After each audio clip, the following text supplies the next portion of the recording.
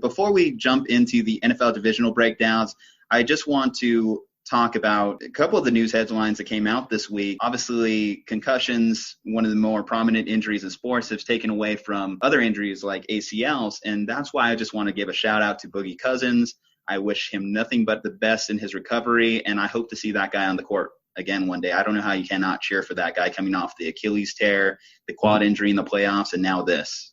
Yeah, really sad situation, especially for my Lakers. I know a lot of people thought the best lineup was going to be with Boogie Cousins on the floor next to Anthony Davis and LeBron. So outside of a basketball standpoint, Boogie never really got paid probably the money that he had deserved for being such a good big man. So I wish him a speedy recovery and hope he can still at least make one last push after recovery. Yeah, and I wish I had this news headline last week when we were discussing the Patriots, but it looks like Josh Gordon officially got cleared to come back to the NFL this season. Whether it's going to stick this time, it's hard to say because we've seen this before. We've seen it time and time again, him getting reinstated, suspended. When you talk about wishing someone the best in their recovery, I certainly wish Josh Gordon the best dealing with that issue in particular.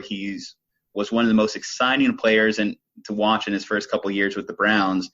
And I don't know if he's still that same player, but he's definitely going to make this Patriots team better, hopefully helping N'Keal Harry's development as well, taking away less focus on him in the passing game.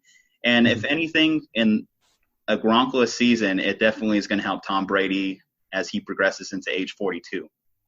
Yeah, absolutely. So I think you hit it right on the head, is if Josh Gordon can come back and play how we expect him to, fantastic. But ultimately, he just needs to do better just for himself and his family and all the off-court or off-field stuff, I should say. I just hope him the best, hope that he's fully recovered. And even just, like I said, from a general living standpoint, not even just a football standpoint. Okay, next topic on our desk here, we do have Conor McGregor got involved in the fight, but not in the UFC, in a bar. Apparently took place back in April, but we're barely finding out about it now. What do you think of this issue? Yeah, so I don't know. When we talk about CTE, right, and concussions, maybe Conor McGregor is already showing signs of it. And maybe he's not, right? It's total speculation. So, hopefully nobody reports that, Aundre Huynh is reporting Conor McGregor has CTE, right? Well, but he made a career off of being a hothead, so it doesn't go out of his character.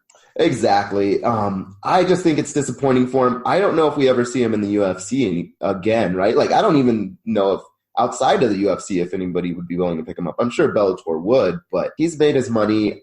I think a lot of it went to his head personally, and I just don't think we ever see him in the UFC again. At this point, I think Conor McGregor is more of a publicity stunt rather than a fighter.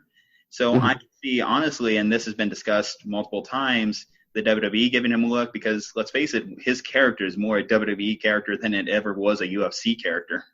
Yeah, definitely. What I also find interesting is, so Dana White's known about the incident for a while, from what I hear, yet he hasn't talked about it till now. And I think the UFC and sort of these niche sports are the only sports where they're making, billions of dollars, millions of dollars, yet their, main commissioner or president can hide stuff like this and not be punished, right? Like, could you imagine if, whether it's the NBA, NFL, MLB, the commissioner was hiding stuff like, oh yeah, we've known that one of our players punched an old dude in a bar last week, right? And we just didn't tell anybody. Like, there's no way they would be able to keep their job, or at least keep from under the pressure, right? Well, if you remember, Roger Goodell came under extreme fire after the Ray Rice situation merely because they held onto the tape. I could see Dana White wanting to keep this under wraps because I don't think Conor's completely out of the woods yet on even that whole bus incident where he injured one of the fighters' eyes, breaking the glass.